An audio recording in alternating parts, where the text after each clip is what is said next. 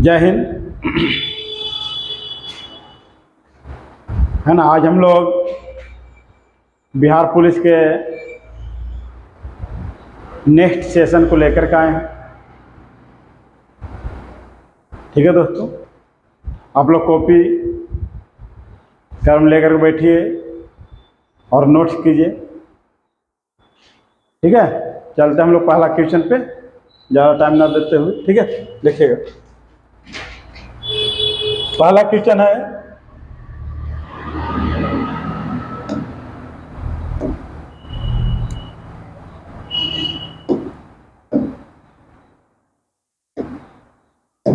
पहला क्वेश्चन है दोस्तों, पायली एक्सप्रेस के नाम से किसे जाना जाता है? पायली एक्सप्रेस के नाम से है ना किसे जाना जाता है?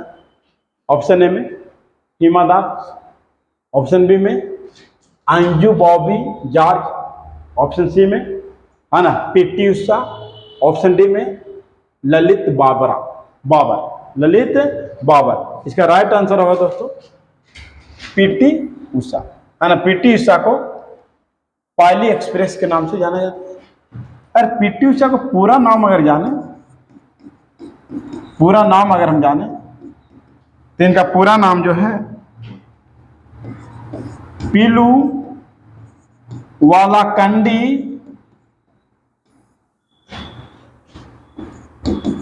टेकारविल उषा। पीलू वालाकंडी टेकारविल उषा।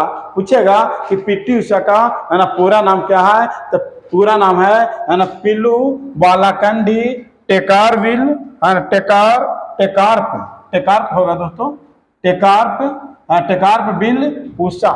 ठीक है, अगर यहां देखें कि पीटी उषा है तो भारतीय एथलीट है ना, भारतीय एथलीट है ना। पीटी उषा है कौन? तो भारतीय एथलीट है ना। क्लियर है दोस्तों? है ना, समझ में आ रहा आप लोग के? है ना, तो भारतीय एथलीट। हिमा दास के देखें, इनको कहा जाता है डिंग एक्सप्रेस। डिंग एक्सप्रेस। अब ये जाकर के कहाँ के हैं? तो ये जाकर के असम के, असम है ना। कहाँ के? असम के। अगर देखें अंजू बॉबी जॉर्ज, अंजू बॉबी जॉर्ज ये कहाँ के हैं? तो केरल के, केरल के हैं। ललित बाबरा को देखें तो ललित बाबरा कहाँ के हैं? है ना, ते भी जाकर के है ना केरल के हैं। और भारत के लंबी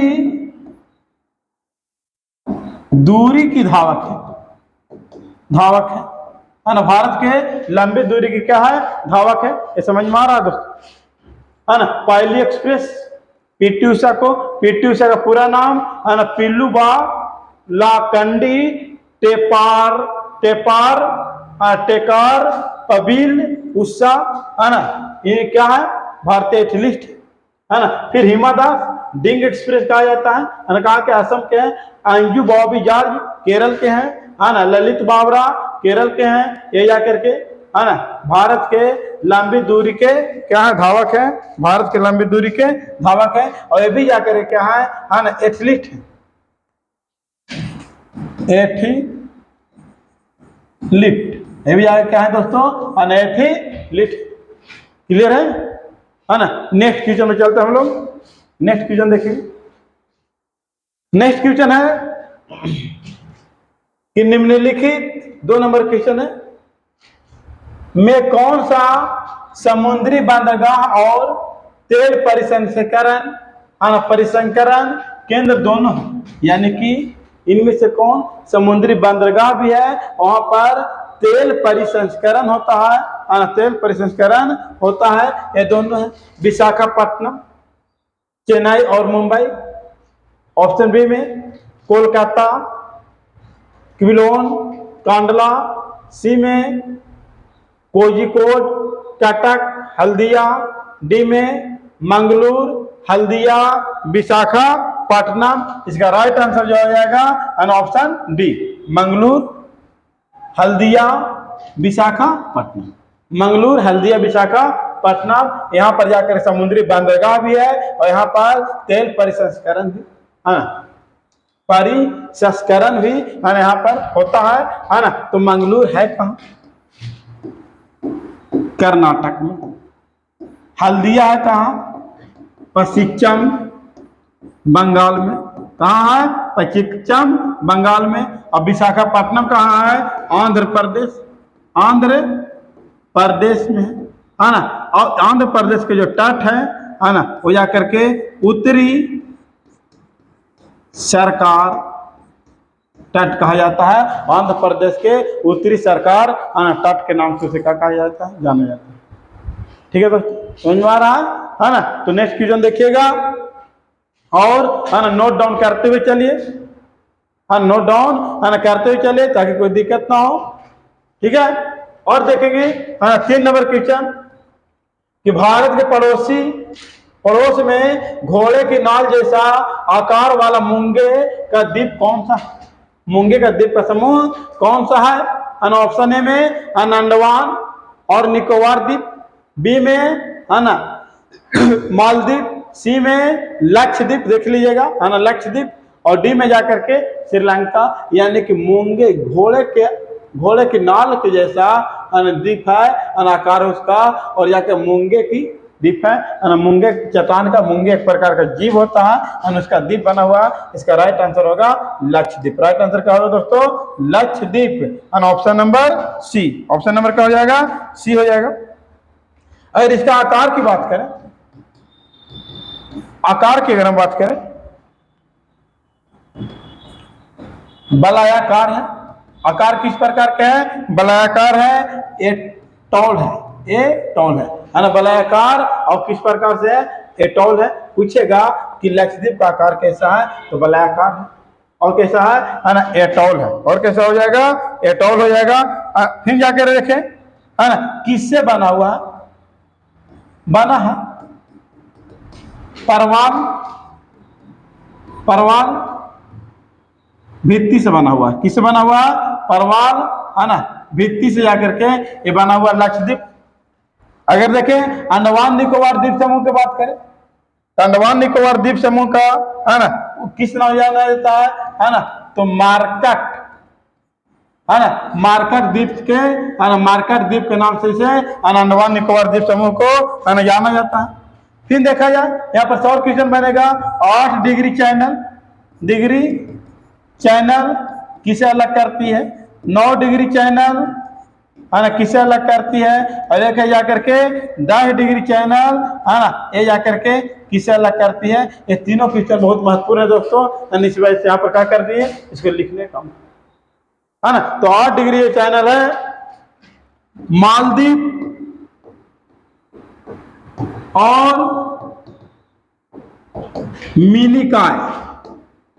मिनिकॉय द्वीप को, मिनिकॉय को अलग करेगी 9 डिग्री चैनल ये जाकर के मिनिकॉय और लक्ष्य द्वीप को क्या करेगी? अलग करेगी। और 10 डिग्री चैनल है ना अंडमान को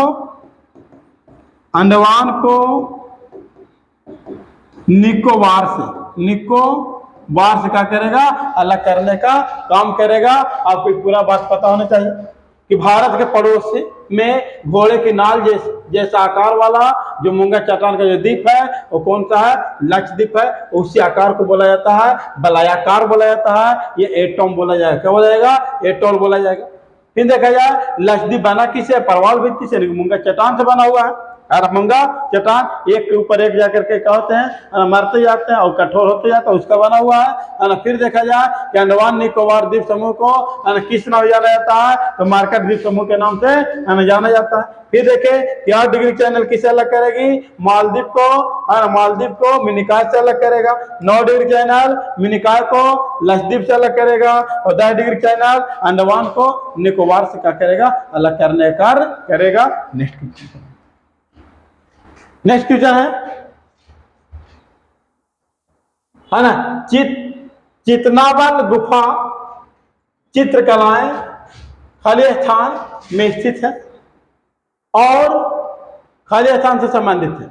यानी कि जो चितनावल जो गुफा है ना, वो किस कला से संबंधित है और कहाँ है ना, और किस है ना, किस धर्म है ना, किस धर्म से ये संबंधित है। इसका राइट आंसर बतलाने का प्रयास कीजिएगा। ऑप्शन ए में तमिलनाडु बौद्ध धर्म, बी में केरल जैन धर्म, सी में केरल बौद्ध धर्म, डी में है ना तमिलनाडु जैन धर्म। इसका राइट आंसर होगा दोस्तों है ना तमिलनाडु है ना जैन धर्म, तमिलनाडु जैन धर्म जाकर के इसका जाकर के राइट आंसर होगा। अगर और इससे कुछ संबंधित देख लें हम लोग है ना, पुलियार माल,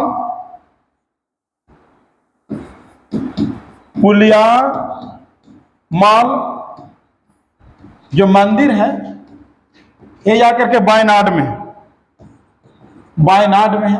और वायनाड कहाँ, केरल में। और यहीं से जाके राहुल गांधी लोकसभा के सदस्य बन चुके हैं, एक लोकसभा चुनाव जीत चुके हैं है ना। कहेगा पुलियार माल मंदिर कहाँ है, हाँ पुलियार माल मंदिर कहाँ है, तो वायनाड में है ना। वायनाड कहाँ, केरल में। और यह किसका मंदिर है, किस धर्म से संबंधित है, तो धर्म अगर बात करें दोस्तों है ना तो जैन धर्म से है ना, जैन धर्म से जाकर के संबंधित है। कौन धर्म से संबंधित है, जैन धर्म से संबंधित। फिर जाकर के अगर हम बात करें थोड़ा सा जाकर के है ना चितनावल गुफा के बारे में अगर हम बात कर लें है ना, अगर देखें यहाँ पर है ना, तो चितनावल का अर्थ क्या होता है आगे समझिए। चितनावल का अर्थ क्या होता है, जैन सिद्धों का निवास, जैन सिद्धों का निवास। इसमें चित्र जो है वो चित्र पल्लव वंश के शासक महेंद्र वर्मन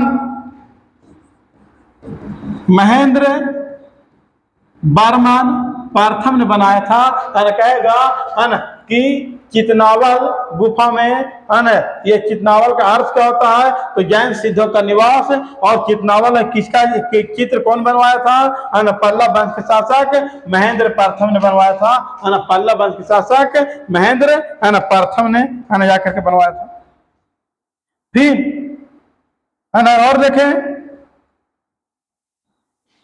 है ना कि केरल में बौद्ध धर्म, वैसे तो रॉन्ग आंसर था है ना। इसका राइट आंसर क्या हो जाएगा, ऑप्शन नंबर डी है ना। ऑप्शन नंबर क्या हो गया है ना, डी इसका राइट आंसर हो गया है ना। नेक्स्ट देखें, नेक्स्ट क्वेश्चन चलेंगे हम लोग है ना। नेक्स्ट क्वेश्चन है कि 1853 ईस्वी में लॉर्ड डलहौजी ने जो पहली बार टेलीग्राम लाइन शुरू किया वह किस के बीच शुरू किया। ऑप्शन ए में बम्बई से थाने, बम्बई से थाने, बी में कोलकाता से मद्रास, सी में बम्बई और आगरा, डी में कोलकाता और आगरा। इसका राइट आंसर आप बतलाने का है ना प्रयास कीजिएगा। राइट आंसर इसका जो होगा आने जाकर के कलकत्ता और क्या हो जाएगा दोस्तों, आगरा होगा। कलकत्ता और आगरा होगा है ना। कलकत्ता और आगरा के बीच में शुरू किया गया था है ना। शुरू कब किया गया था, तो 1853 में किया गया था है ना। गवर्नर कौन थे, गवर्नर आपको पता है दिया हुआ है ना, डलहौजी जाकर के है ना गवर्नर थे है ना। डलहौजी क्या थे, गवर्नर थे। इन्होंने डलहौजी ने एक काम और किए थे है ना, हड़प नीति का सिद्धांत, हड़प नीति का सिद्धांत दिए थे, सिद्धांत लाए थे। यानी कि जिसका अपना कोई संतान ना हो, कोई भी आरोप लगा करके किसी क्षेत्र को हड़प लेना क्या कहलाता, हड़प नीति। तो हड़प नीति का सिद्धांत किसने लाए थे, तो लॉर्ड डलहौजी ने। और कब लाए थे, 1848 ईस्वी में। और लॉर्ड डलहौजी का कार्यकाल जो है वो 1848 से लेकर के 1848 से लेकर के 1856 के बीच में है। कहेगा कि लॉर्ड डलहौजी का कार्यकाल कब से कब तक है, 1848 से लेकर के 1848 से लेकर के 1856 के बीच में है ना। हड़प नीति के सिद्धांत कौन लाया था, लॉर्ड डलहौजी ने लाया था। कब लाया था, 1848 में। सबसे पहले किसको हड़पा, पहली बार हड़प्पा 17 को और कब 1848 में, कब हड़प्पा जाकर 17 को 1848 में। फिर झांसी का हड़प्पा 1853। फिर नागपुर का हड़प्पा 1854। ये सारा क्षेत्रों का किया हड़पने का काम किया। कहेगा कि सबसे पहली बार किसको हड़प्पा था, 17 को। फिर पूछा झांसी का हड़प्पा 1853 में। फिर पूछा नागपुर का हड़प्पा 1854 ईस्वी में। अवध को है ना, अवध को कब हड़प्पा 1856 ईस्वी में, है ना। किस आरोप लगा करके, है ना, कुशासन का आरोप लगा करके,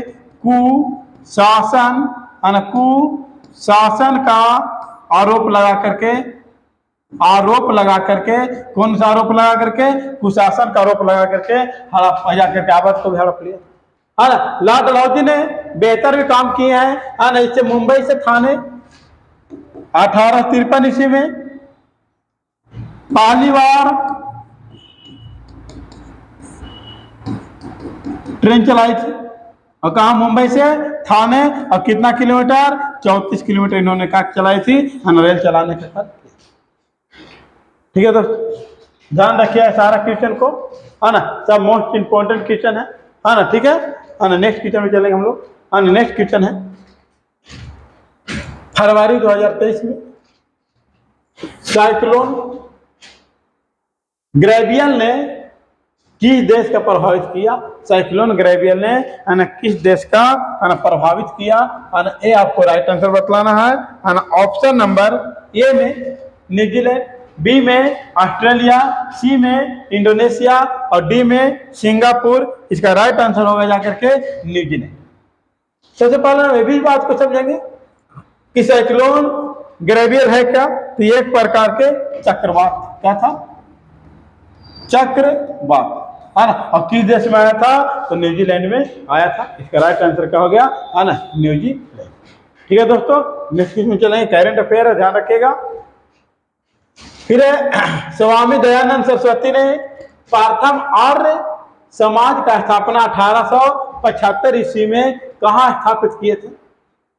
option A Bombay, B Lahore, C Nagpur और डी अहमदाबाद। इसका राइट आंसर आप बतलाने का, है ना, प्रयास कीजिएगा। इसका राइट आंसर होगा जाकर के ऑप्शन नंबर ए बंबई, है ना। राइट आंसर क्या हो जाएगा, बंबई में स्थापना किए थे, लेकिन लाहौर में मुख्यालय खोले थे, है ना। ठीक 2 साल बाद 1877 ईस्वी में लाहौर में खोले थे, मुख्यालय खोले थे। पूछेगा कि दयानंद सरस्वती ने आर्य समाज का मुख्यालय लाहौर में कब खोले थे, तो 1877 ईस्वी में खोले थे, है ना। इन्होंने सिद्धांत दिया था, दयानंद सरस्वती ने सिद्धांत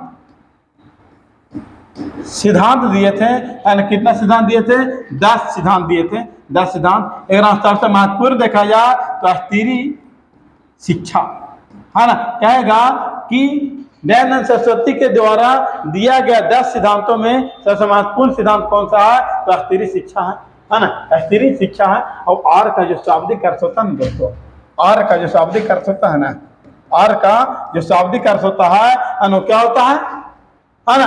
तो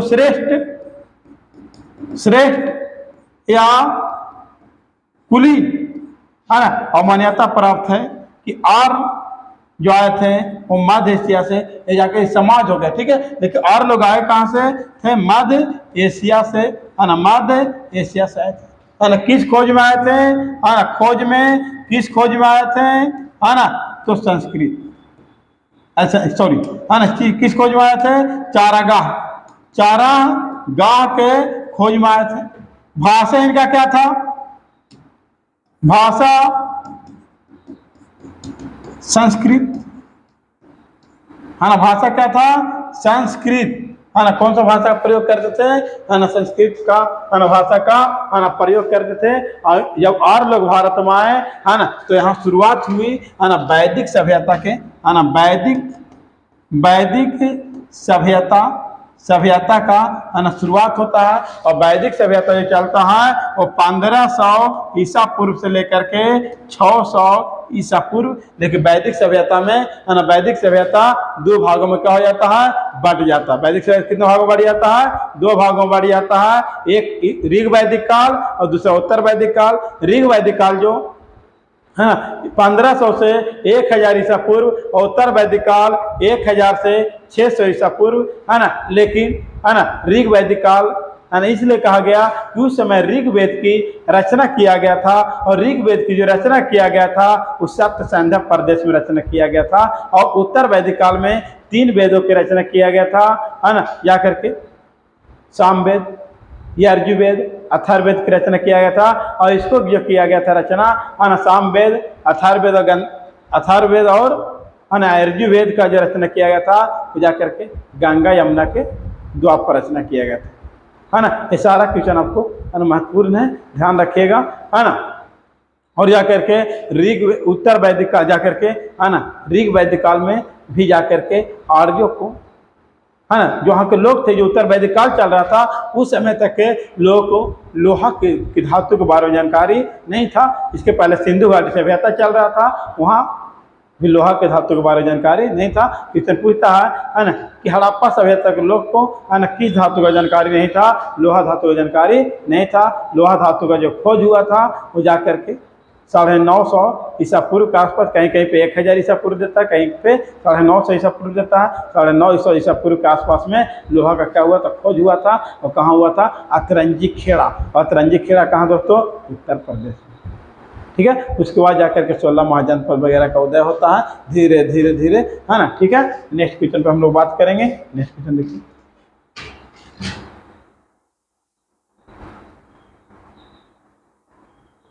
है ना, मक्खी बैठ गया दोस्तों, है ना। नेक्स्ट क्वेश्चन की बात करेंगे। नेक्स्ट क्वेश्चन देखिए, शासन के संघीय प्रणाली किस अधिनियम के अंतर्गत स्थापित किया गया।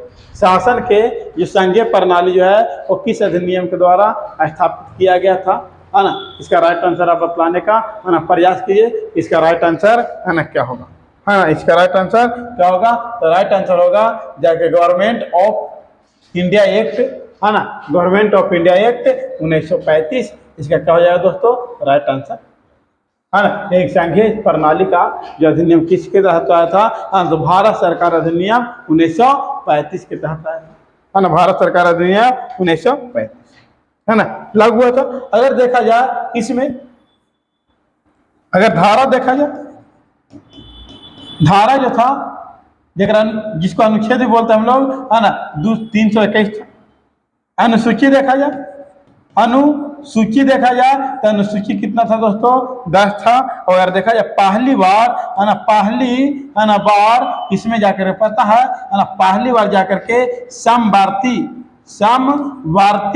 सूची को शामिल किया गया था, सूची को शामिल किया गया था, कहेगा कि पहली बार समवर्ती सूची को शामिल, हाँ, किस अधिनियम किया गया था, तो भारत सरकार अधिनियम 1935, है ना। भारत सरकार अधिनियम में अनुच्छेद कितना थे, 321। भारत सरकार अधिनियम में अनुसूची कितना थे, 10, ठीक है। समवर्ती सूची को किस सूची में शामिल किया गया था, है ना, तो भारत सरकार अधिनियम में, है ना, पहली बार समवर्ती सूची को शामिल किया गया था। अनुसूची सूचियां जो है 3 प्रकार के हैं, राष्ट्र सूची, है ना, संघ सूची, राष्ट्र सूची, समवर्ती सूची। संघ सूची पर जो कानून बना सकते हैं वो केंद्र सरकार, राष्ट्र सूची पर जो कानून बनाएंगे वो जाकर राज्य सरकार, और जब समवर्ती सूची पर जब कानून बनाएंगे, है ना, वो राज्य सरकार और केंद्र सरकार दोनों, लेकिन ज्यादा प्रभावी जाकर के केंद्र सरकार के कानून को माना जाएगा, ठीक है। अगर मान लेते हैं कि राष्ट्र सूची पर अगर कानून बनाना, राज्य सरकार बनाना नहीं चाहती है, तो जाकर के संघ सरकार भी कानून बनाने के लिए उस पर तैयार होती है।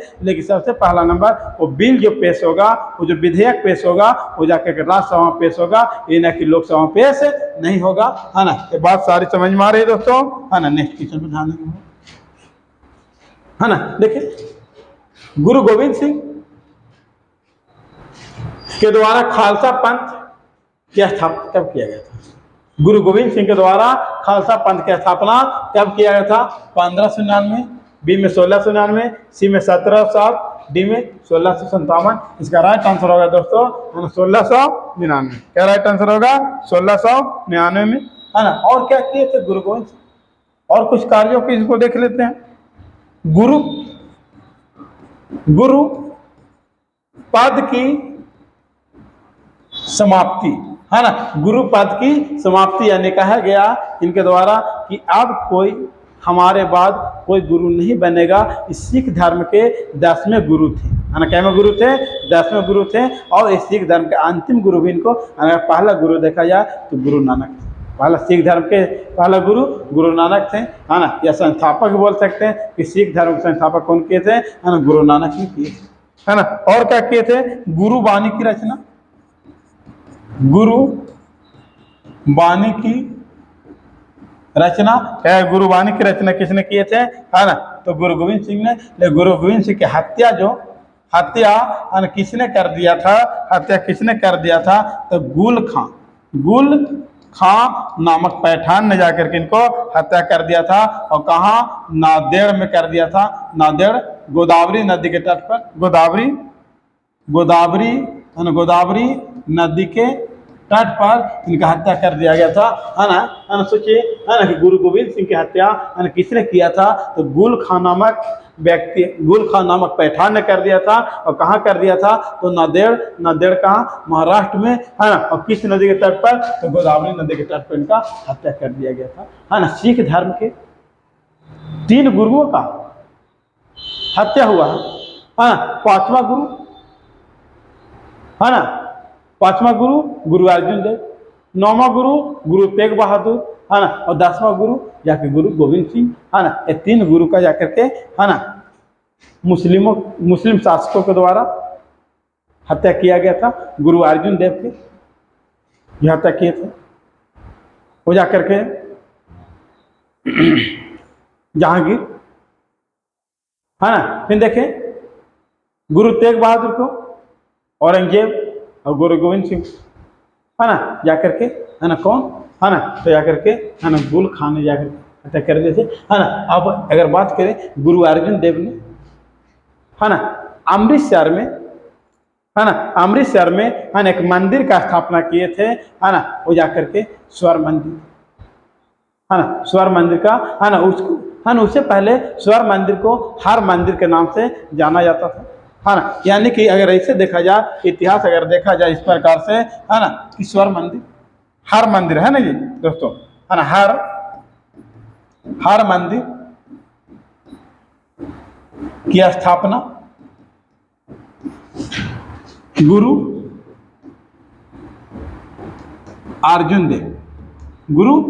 देव ने किए थे। और हर मंदिर पर जाकर के सोने की परत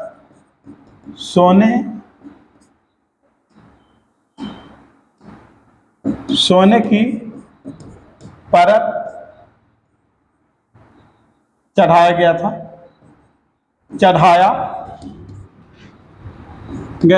है ना। किनके द्वारा चढ़ाया गया था, है ना, तो राजा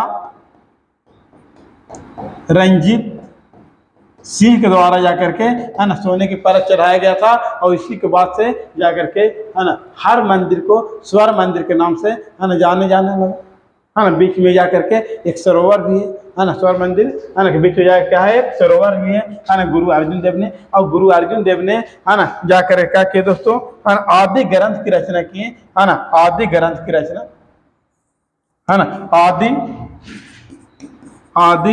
ग्रंथ, है ना, की रचना किसने किए? तो गुरु अर्जुन देव ने किए, है ना। आदि ग्रंथ की रचना किसने किया? है ना, गुरु अर्जुन देव ने की, है ना। सारा क्वेश्चन आपको दोस्तों ध्यान में रखिएगा, हाँ, ताकि कोई दिक्कत ना हो, ठीक है दोस्तों, है ना। नेक्स्ट पे चलते हम लोग। देखिए, कांग्रेस ने किस तिथि को पूर्ण स्वतंत्रता दिवस मनाया, है ना। किस तिथि को, है ना, पूर्ण स्वतंत्रता दिवस मनाया, है ना। ऑप्शन ए 31 दिसंबर 1929, बी 26 जनवरी 1930, सी 12 मार्च 1930 और सी 23 मार्च 1931। इसका राइट आंसर जो होगा दोस्तों, है ना, 26 जनवरी 1930। राइट आंसर इसका क्या हो जाएगा? 26 जनवरी 1930 को इन्होंने जाकर के, है ना, पूर्ण स्वतंत्रता दिवस मनाया। क्या है कि आपको पता होना चाहिए, है ना, कि 1929 में लाहौर अधिवेशन हुआ था। 1929 में लाहौर अधिवेशन हुआ था, अधिवेशन हुआ था और लाहौर अधिवेशन के जो अध्यक्ष थे उनका नाम नेहरू, यानी पंडित जवाहरलाल नेहरू। और इसी अधिवेशन में है ना पूर्ण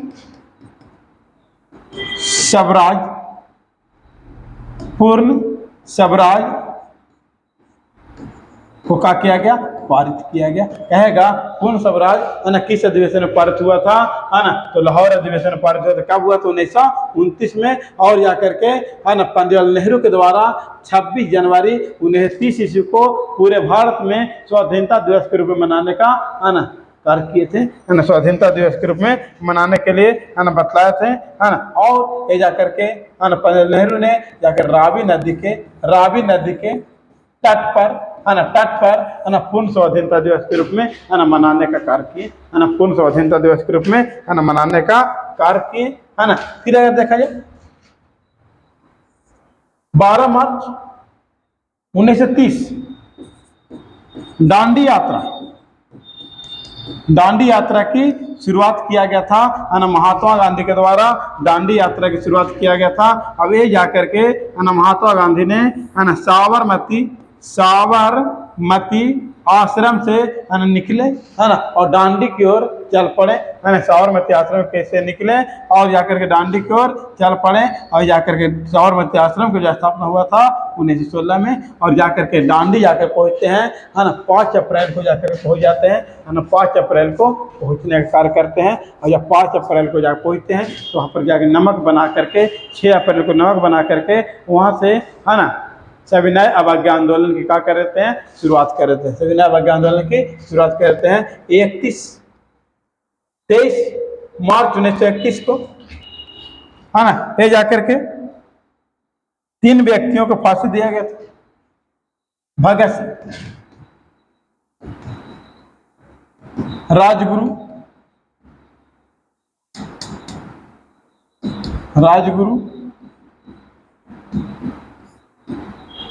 है ना, और सुखदेव, देख लीजिएगा, सुखदेव है कि बटुकेश्वर दत्त है, 3 व्यक्तियों का दिया गया था, है ना, फांसी दिया गया था। तो आप बताइएगा, है ना, कि भगत सिंह, राजगुरु और एक कौन व्यक्ति था उनको जाकर के फांसी दिया गया था, कमेंट बॉक्स में आपको बताना था, ठीक है। फांसी दिया गया था 23 मार्च 1931 ईस्वी, ठीक है। नेक्स्ट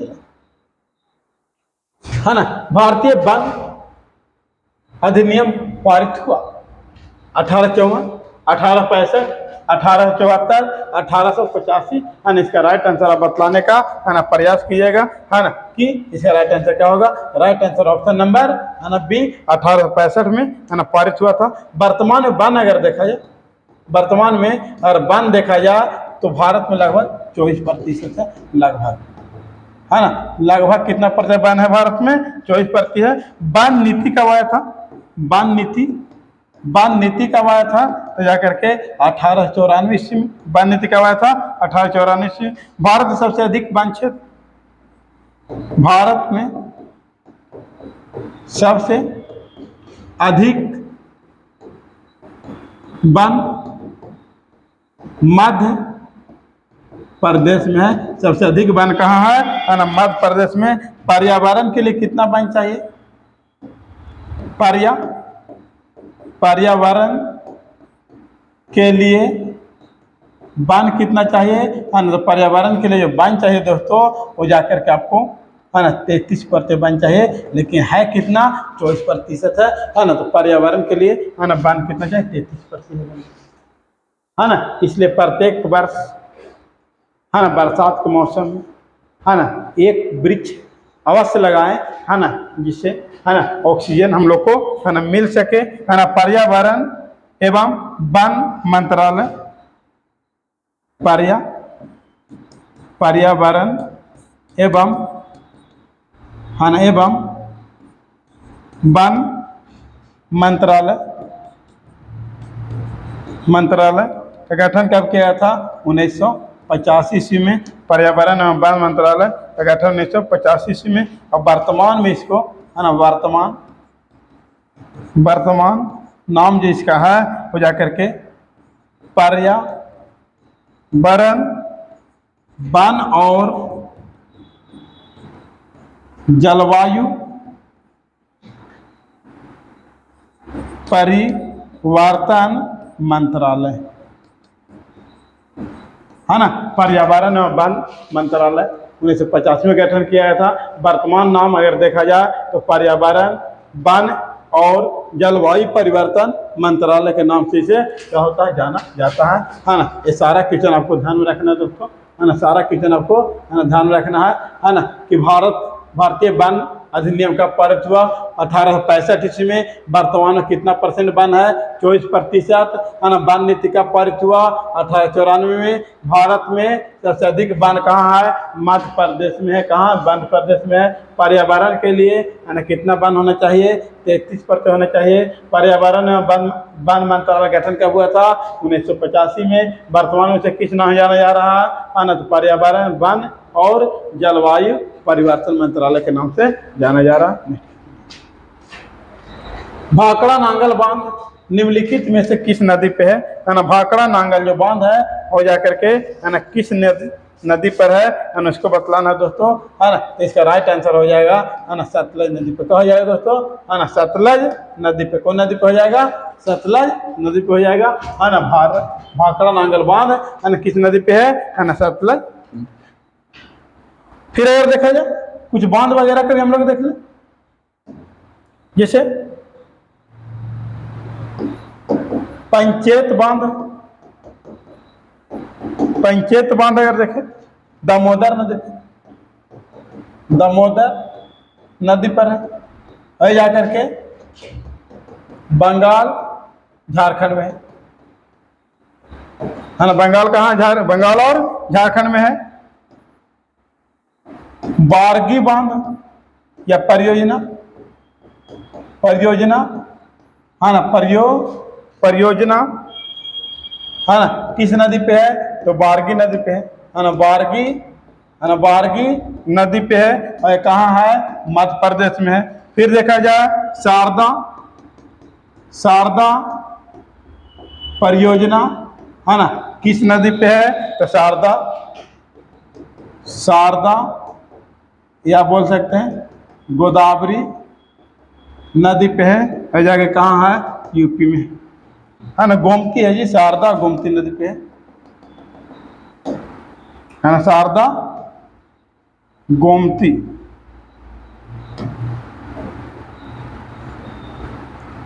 गोमती नदी पे है ना, गोमती नदी पे है और कहाँ, उत्तर प्रदेश में है। गंगा सागर परियोजना, गंगा सागर परियोजना है ना, ये जाकर कौन नदी पे है ना, तो जाकर के चंबल नदी पे है, चंबल नदी पे है और ये जाकर कहाँ है, मध्य प्रदेश में है। कहाँ दोस्तों, मध्य प्रदेश में। ये सारा क्वेश्चन ध्यान में रखिएगा, है ना। पंचेत बांध कहाँ, दामोदर नदी पे है ना। बारगी बांध किस नदी पर है, किस नदी पे है ना, तो बारगी नदी पे है। शारदा परियोजना किस नदी पे, तो शारदा या गोमती नदी पे है ना। गंगा सागर परियोजना किस नदी पे है, तो चंबल नदी पे है। ध्यान रखिए। नेक्स्ट,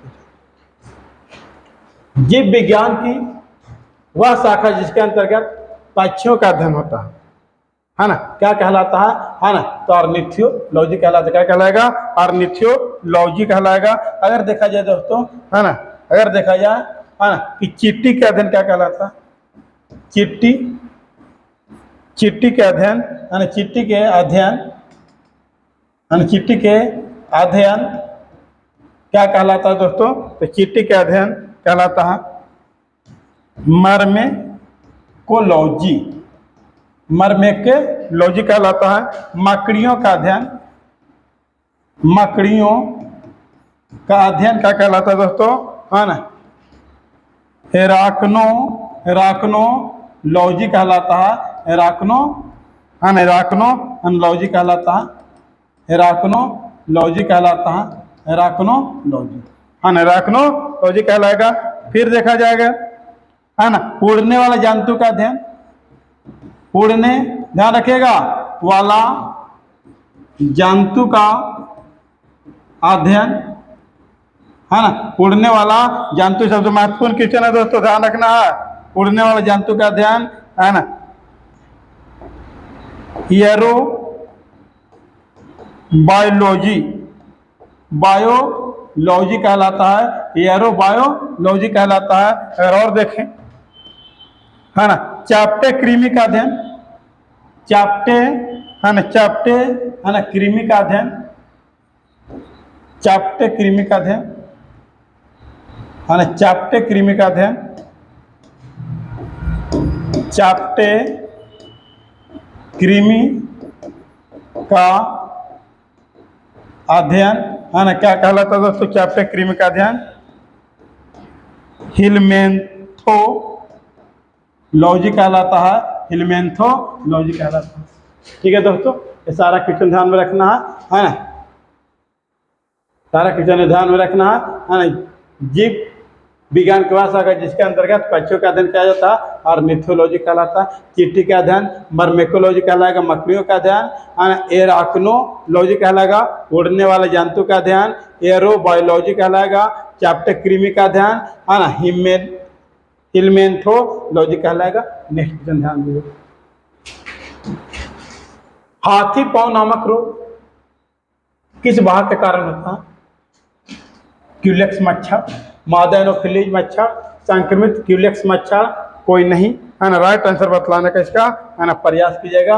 ये जो होगा राइट आंसर संक्रमित क्यूलेक्स मच्छर, है ना, संक्रमित क्यूलेक्स मच्छर। और हाथी पांव के अगर और भी हम बात करें, अगर कृमि इनका देखा जाए, कृमि देखा जाए तो कृमि में, है ना, बाउचेरिया, बाउचेरिया, है ना, बाउचेरिया, है ना, बैक्रोफटाई, है ना, बैक्रोफटाई, है ना, एक कृमि के, कृमि भी, है ना, कृमि से भी, है ना, क्या होता है, हाथी पाँव हो जाता है ना, पाँव जो हो जाता है वो हाथी के जैसा हो जाता है ना, कृमि से भी जाकर के पाँव कैसा हो जाता है, हाथी जैसा हो जाता है।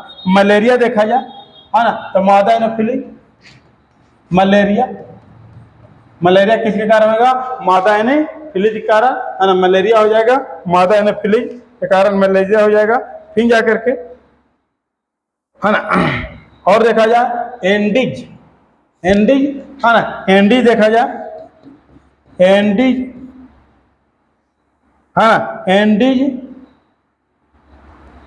इजिप्टी, है ना, ये जाकर के डेंगू के, है ना, डेंगू के, है ना, वायरस, वायरस, वायरस, है ना, वायरस को क्या करता है, उपचार में जाकर के, ये जाकर के उपचार इसका जो होता है, डेंगू का जो उपचार होता है, उपचार जो होता है जाकर के, है ना, इंटरफेरॉल के का होता है, इंटरफेरॉल से जाकर के इसका क्या होता है, उपचार होता है दोस्तों, है ना, इंटरफेरॉल से जाकर के इसका क्या होगा, उपचार होगा। नेक्स्ट देखेंगे, न्यूटन के अनुसार प्रकाश का वेग, हाँ, न्यूटन के अनुसार प्रकाश का वेग वायु की अपेक्षा जल में अधिक होता है, बी में वायु की अपेक्षा जल में कम होता है, सी में वायु तथा जल दोनों में समान होता है, डी में जल की अपेक्षा निर्वात अधिक होता है। राइट आंसर होगा वायु की अपेक्षा जल में, है ना, अधिक होता है, वायु की अपेक्षा, है ना, जल में क्या होता है ना, अधिक होता है ना। इसका क्या हो जाएगा, है ना, राइट आंसर होगा, है ना, राइट आंसर इसका हो जाएगा। नेक्स्ट क्वेश्चन, है ना, निम्न में से कौन घोल, है ना, इन सभी घोल में सबसे अम्लीय है? तो आगे अम्लीय और क्षारीय देखिए समझना है बात के, है ना, अम्लीय सबसे अधिक, है ना, किस में है जा करके, है ना, ये बात को समझना आपको। सबसे पहला नंबर कि पीएच जो वैल्यू होता है ना, वो 0 से लेकर के, है ना, 14 तक होता है ना, 0 से 7 तक के, है ना, जो भी रहता है वो अम्लीय रहेगा, है ना। 7 जो पूरे हो जाएगा, 7 पर जाकर के उदासीन होगा, और 7 से अधिक जाइएगा तो क्षारीय हो जाएगा। तो सबसे कम अम्लीय जो बोल रहा है वो पीएच मान जितना कम रहेगा वो जाकर के सबसे ज़्यादा अम्लीय होगा, पीएच मान अधिक रहेगा, तो क्या होगा, वो जाकर के, है ना, कठोर अम्लीय होगा। तो देखिए 0, है ना, 1, 6, 7, ये तो उदासीन हो जाएगा, ये जाकर के, है ना, अम्लीय से ज़्यादा होगा, ये थोड़ा सा ज़्यादा होगा, ये थोड़ा सा, और ये जाकर अधिक ज़्यादा हो जाएगा, है ना। तो सबसे कम, है ना, बोले सबसे अधिक अम्लीय, तो पीएच मान जो 0 रहेगा वो सबसे अधिक अम्लीय हो जाएगा। नेक्स्ट, निम्नलिखित में ऊर्ध्वार्ध नहीं है, ऊर्ध्वार्ध नहीं है, कपूर, क्लोरीन, है ना, बेंजोइक अम्ल, है ना, नेफ्थलीन, है ना। तो राइट आंसर हो जाया करके क्लोरीन, है ना। बाकी ये तीनों जाकर दोस्तों, है ना, ऊर्ध्वार्ध है। ऊर्ध्वार्ध के मतलब क्या होता है? ऊर्ध्वार्ध के मतलब ऊर्ध्वपातन भी बोल सकते हैं। ऊर्ध्वपातन के मतलब क्या होता है? ऊर्ध्वपातन में, है ना, ऊर्ध्वपातन में पता आपको दोस्तों, ठोस से है ना ठोस से है ना गैस में परिवर्तन होता है। परिवर्तन, ठोस से गैस में क्या होता है? परिवर्तन होता है। क्लोरीन का आपको पता होना चाहिए कि क्लोरीन का परमाणु संख्या जो होता है दोस्तों वो कितना हो जाएगा, है ना। क्लोरीन का जो परमाणु संख्या होगा वो कितना होगा, वो आपको बतलाना दोस्तों। क्लोरीन का परमाणु संख्या कितना होगा, कमेंट बॉक्स में आप है ना कमेंट करके इसको है ना बतलाने का क्या कीजिएगा, है ना प्रयास कीजिएगा, है ना कि है ना क्लोरीन का परमाणु संख्या कितना होता है। ठीक है, नहीं देखिए भिन्न भिन्न पदार्थों के अणुओं के बीच कार्यरत बल को क्या कहा जाता है? भिन्न भिन्न पदार्थों के अणुओं के बीच में जो बल कार्यरत रहेगा है ना वो क्या कहलाएगा, इसको आपको बतलाना है ना कि जो कार्यरत रहेगा तो क्या कहलाएगा, है ना सहसंयोजक बल कहलाएगा। क्या कहलाएगा दोस्तों? सहसंयोजक बल कहलाएगा। अलग अलग पदार्थों के अणुओं के बीच में लगा कार्यरत बल को क्या कहेंगे, है ना सहसंयोजक बल कहेंगे। फिर देखिए किसी कांच के टुकड़े से जिसका मोटाई 4 mm, हाँ अपवर्तनांक 3 से प्रकाश के किरणों को गुजारने में लगा समय क्या होगा, है ना प्रकाश किरणों से है ना गुजारने में जो लगा समय है ना वो क्या होगा, इसका राइट आंसर होगा दोस्तों है ना 2 × 10 के पावर है ना -11 सेकंड, है ना इसका राइट आंसर होगा, है ना। नेक्स्ट देखेंगे हम लोग, इनमें से कौन सा उपकरण लंबाई मापने के लिए प्रयुक्त नहीं होता है? तो लंबाई मापने के लिए है ना परमाणु घड़ी का प्रयुक्त नहीं किया जाता है। बाकी ये तीनों का लंबाई मापने के लिए प्रयुक्त किया जाता है। परमाणु घड़ी का प्रयुक्त है ना समय के लिए किया जाता है। किसके लिए किया जाता है? समय के लिए, है ना समय के लिए इसका प्रयुक्त किया जाता है ना समय के लिए इसका प्रयुक्त किया जाता है, समय को मापता है। अगर देखा जाए इसमें जो रहता है ना वो CS 133 परमाणु, है ना CS 133 परमाणु रहता है। अगर ये जाकर के 91, 92, 63, 17, 70 बार अगर घूमेगा, यानी इतना बार अगर जाकर के डोलेगा, ये जाकर के से जो रहेगा जाके परमाणु घड़ी है ना ओकरा क्या रहेगा CS 133, है ना परमाणु इसका होता है ना। और जाकर के है ना यहाँ देखेंगे कि इतना बार अगर डोलेगा, है ना इनकी डोलन करेगा, है ना डोलन करेगा क्या दोस्तों, है ना डोलन करेगा, डोलन करता है डोलन करता है ना। तो समय जो होता है 1 सेकंड होता है। 1 सेकंड, है ना समय कितना सेकंड होता है ना 1 सेकंड, है ना जाकर किसका क्या होता है समय होता है। ये सारा क्वेश्चन को आपको है ना ध्यान देना दो, है ना। बाकी है ना वीडियो देखिए, नोट्स बनाइए, है ना ताकि आपको एग्जाम में रिवीजन करने में कोई दिक्कत ना हो। ठीक है, जय हिंद।